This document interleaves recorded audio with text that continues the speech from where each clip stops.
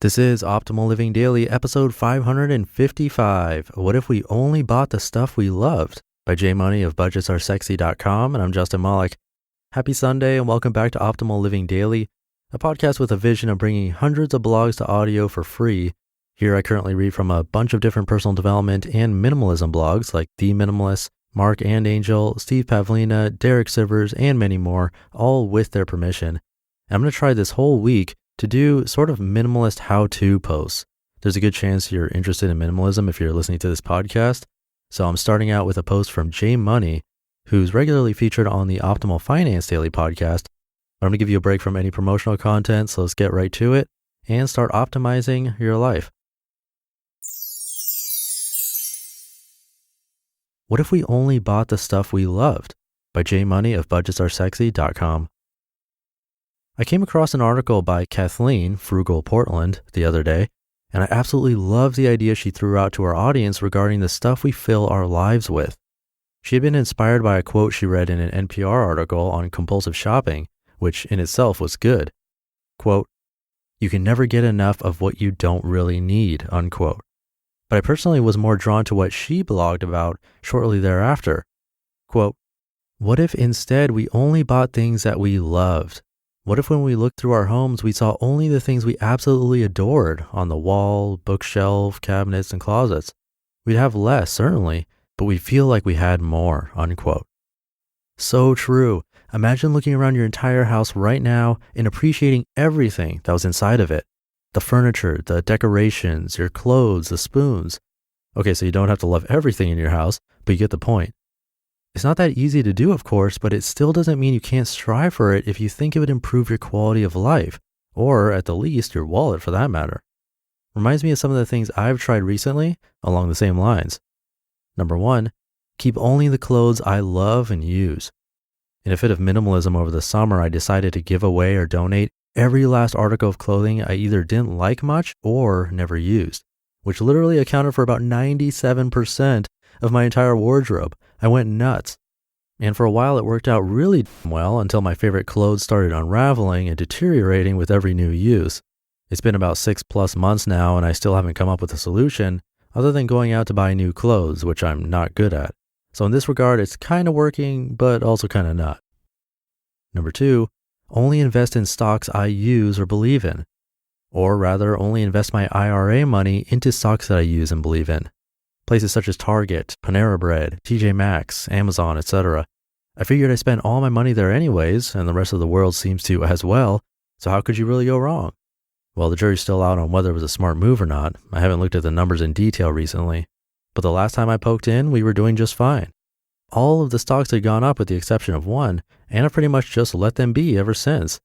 I'll be moving my investment money around soon with a post to follow. But the overall point was that I was investing my money into companies I really like. Footnote, I don't advise doing this. I'm a dummy when it comes to stock picking and like to test things out in my own manner to see if I can outsmart myself.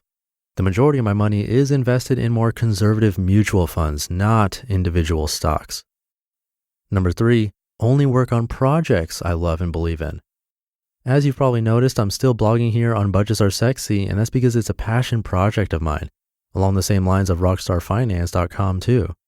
Now, could I be making more money doing something else? Most certainly. But until I'm forced to, I continue pouring my heart into these two guys, hoping they'll produce enough green so I don't have to do all the stuff we hate doing just for the money. I still have to do some of it, of course, because you can't ever wipe all the nonsense away, but at least it's skewed towards what makes me happy. Number 4, only buying things at yard sales and thrift shops that's worth birthday money. This is a new one I'm trying, and so far so good. I've realized over time that I treat money differently depending on where I've received it. If it's work money, it goes to the bills. If it's birthday money, it goes to only really awesome stuff. And when I ask myself if the object in my sight is worth the birthday money, it helps me make decisions much, much faster. You can't do this with bills and other stuff we're required to pay in order to live, but you sure can with all the extras in our life. So now everything I pick up better really excite me, or my cash is staying in my pockets. I'm sure I've tried a handful of other similar things as well, all in the pursuit to maximize happiness and minimize clutter, both mental and physical. Maybe you do too? In that same article, Kathleen then went on to list the 6 questions you should ask yourself before you pick up that next shiny thing in your hands, which are all great, no doubt about it, but a bit too many to remember on the spot compared to my simple birthday money one. Number 1, why am I here? Number 2, how do I feel? Number 3, do I need this? Number 4, what if I wait? Number 5, how will I pay for it? Number 6, and where will I put it? The 6 is probably the most important one, at least for reformed hoarders like myself. One of the things I learned from all these minimalism books and articles was that if you bring something home, you should then throw or donate something else away to keep the same number of things in your home, with the future goal of decreasing this number, of course. It's also a question any antique lover is very familiar with. I swear my mom asks herself this at 50% of the yard sales we hit up. Anyway, something good to think about over the weekend. I'll leave you with another idea from the newly engaged Kathleen, congrats, off that same post. It's all about getting your mind right. Quote, what if we could make saving as satisfying as shopping? I know there's a rush of excitement, however short-lived, that comes with having new clothes or shoes, but it wears off.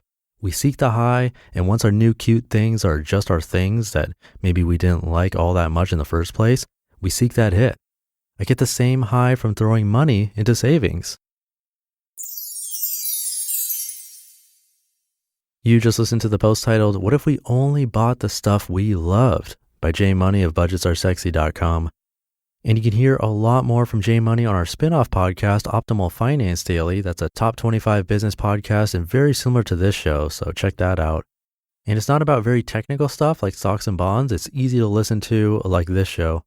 But Dan's going to come on in a second to mention it, so I'll leave it right there. That will do it for today. Hope you have a great rest of your weekend, and I'll see you tomorrow for a Minimalist Monday episode where your optimal life awaits. Hey, this is Dan from the Optimal Finance Daily podcast, which is a lot like this show, except more focused on personal finance. Justin handpicks the best posts he can find from blogs and authors like Ramit Sethi, Mr. Money Mustache, and more, and I read them to you 5 days a week. So if you enjoy this podcast, come on over and subscribe to Optimal Finance Daily too. And together, we'll optimize your financial life. You've been listening to Optimal Living Daily. Be sure to hit the subscribe button to stay up to date on each new episode, and head to oldpodcast.com. That's OLDpodcast.com for a free gift, as well as more actionable tips and resources to help you maximize your potential. Thanks for joining us, and remember, your optimal life awaits.